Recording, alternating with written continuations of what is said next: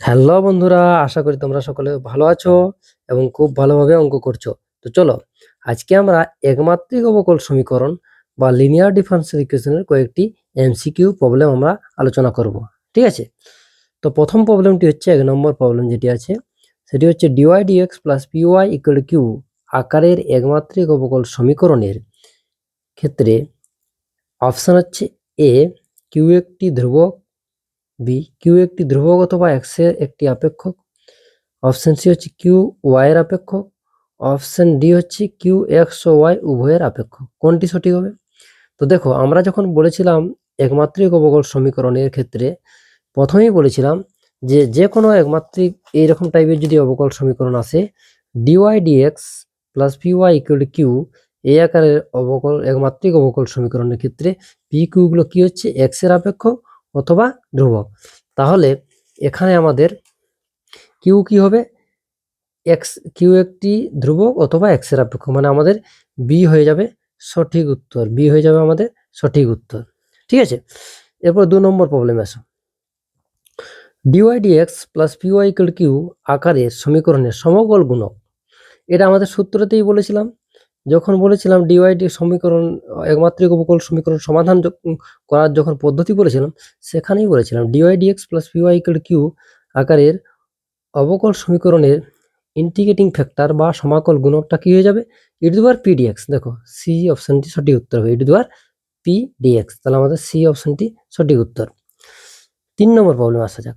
Dx dy plus py equal q আকারের সমীকরণের সমাকল গুণক। দেখো, এই সমীকরণটি dx dy plus py equal q, এটা কিন্তু প্রথমে যে dy dx plus py equal q এই সমীকরণের উল্টো করা আছে। দেখো, এক্ষেত্রে প্রথম ক্ষেত্রে ডিওয়াই ডিএক্স, এখানে আমরা এক্স এর সাপেক্ষে ডেরিভেটিভ করছিলাম।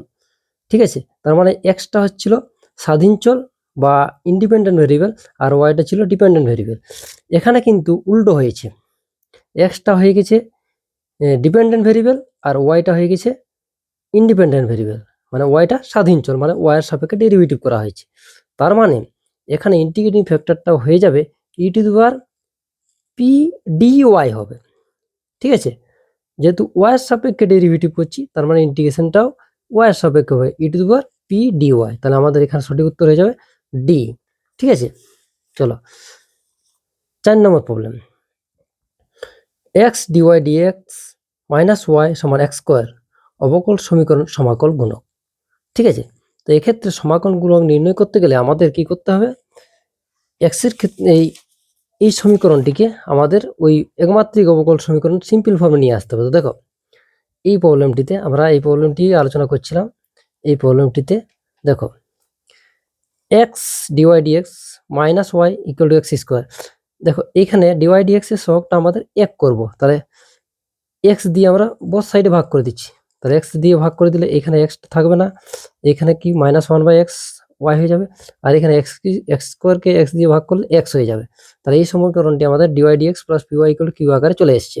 তাহলে আমাদের ইন্টিগ্রেটিং ফ্যাক্টর কি পাবো? E to the power p dx.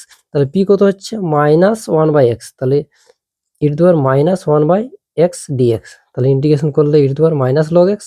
ঠিক আছে, তার মানে চলে আসছে আমাদের ওয়ান বাই এক্স। এটা সিম্পল যদি দেখা যায়, তাহলে e to the power minus log x সমান হচ্ছে e to the power log of minus one log of x to the power minus one log of x to the power minus one.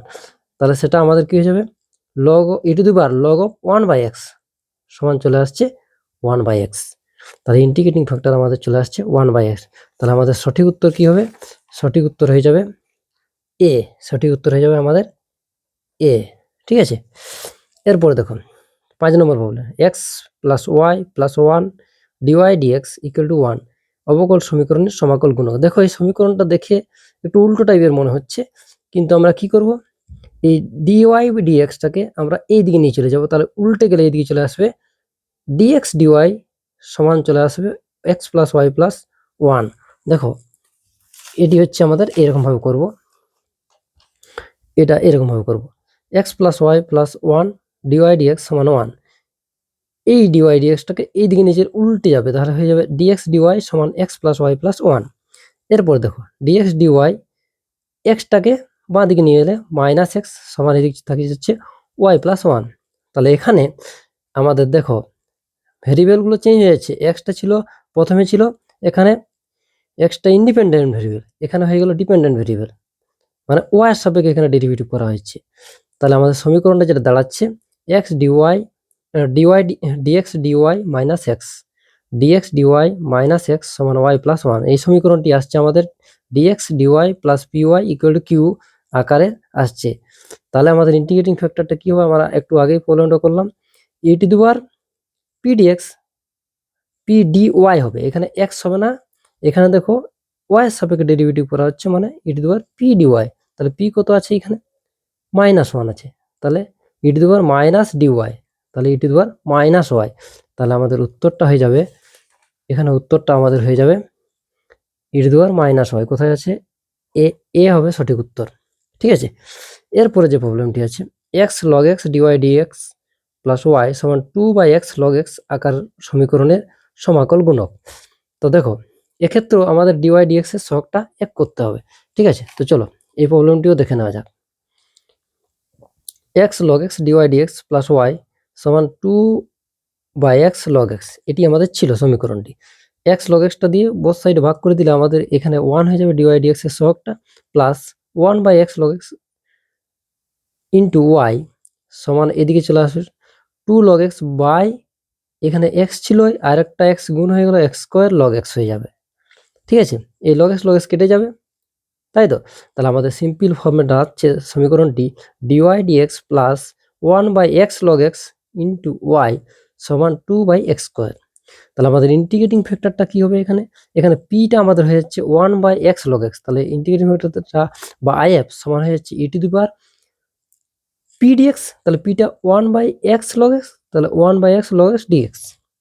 এটা integration করলে আমাদের পেয়ে যাবো ই to the পাওয়ার, যদি log x সমান Z ধরে নিই তাহলে ডিজেড সমান 1/x dx, তাহলে আমাদের ইন্টিগ্রেশনটা দাঁড়াচ্ছে e to the power integration of 1/z dz। তাহলে e to the power integration করে দিলে আমাদের যাচ্ছে e to the power log z, তাহলে e to the power log জেডটা কত log x, তাহলে e to the power log of log x, তাহলে e to the power log of log x সমান আমাদের হয়ে যাবে log x। ঠিক আছে, বোঝা গেছে, বোঝা গেছে। তাহলে আমাদের ইন্টিগ্রেটিং ফ্যাক্টর দাঁড়াচ্ছে log x। তাহলে আমাদের প্রবলেমটাতে আসা যাক। আমাদের এখানে ইন্টিগ্রেটিং ফ্যাক্টর অপশনগুলো কি কি আছে, এ অপশন আছে এক্স স্কোয়ার, বি অপশন আছে log x, সি অপশনে 1/x, ডি অপশন আছে এক্স স্কোয়ার 1/x স্কোয়ার। তাহলে আমাদের সঠিক উত্তর হয়ে যাবে বি। ঠিক আছে, বোঝা গেছে, বেশ ঠিক আছে।